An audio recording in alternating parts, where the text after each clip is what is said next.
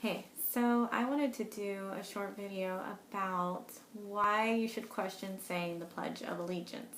I wrote a whole essay on it, so you can check it out. There's way more details than what I'm about to say, so I'm just going to kind of go through them really quickly.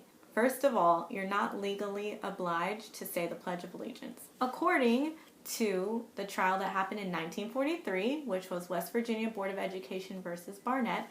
It was a Jehovah's Witness family, and it actually infringed on their religious beliefs, so they sued the Board of Education, and they won. So next thing is that there are actually financial interests involved. Like always, there's always money somewhere.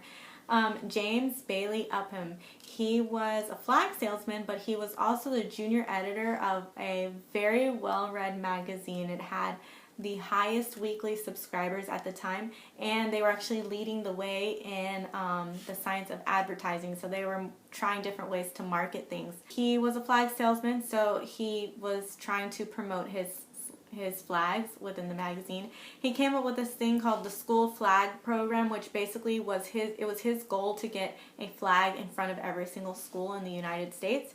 In order to do this, he kind of needed to figure out a way to make people really want flags.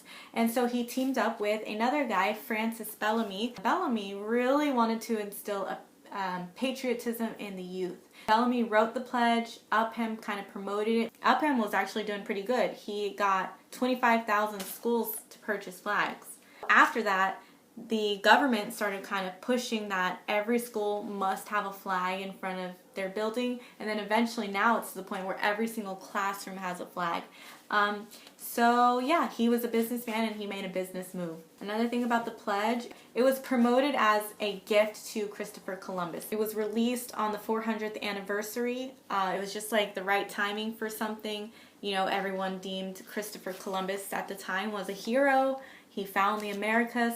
So people loved him, and Upham kind of jumped on that opportunity to be able to exploit this silly idea of what Christopher Columbus was. He presented it in his magazine as an honor to Christopher Columbus. So if you know about Christopher Columbus, you at least know that he raped people, he enslaved people, he murdered people, and he stole from people.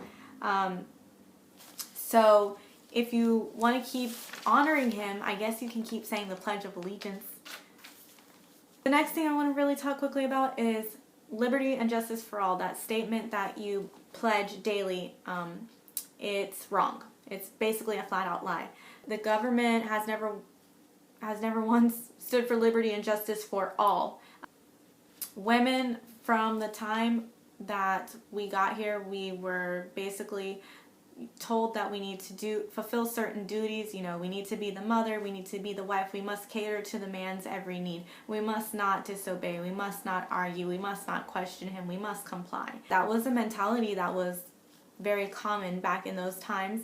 The man at that time actually had so much power that if the woman did question his authority or did do anything out of what he wanted, he could easily send her to an insane asylum. Not only are you putting this person in a cage, but they experienced forms of physical abuse that a lot of times were permanent damage. Electroshock, lobotomies, forced medications. The women that went to those insane asylums didn't get any mental health. They were actually emotionally abused as well. The doctors there were there to enforce a certain expectation that women were supposed to follow.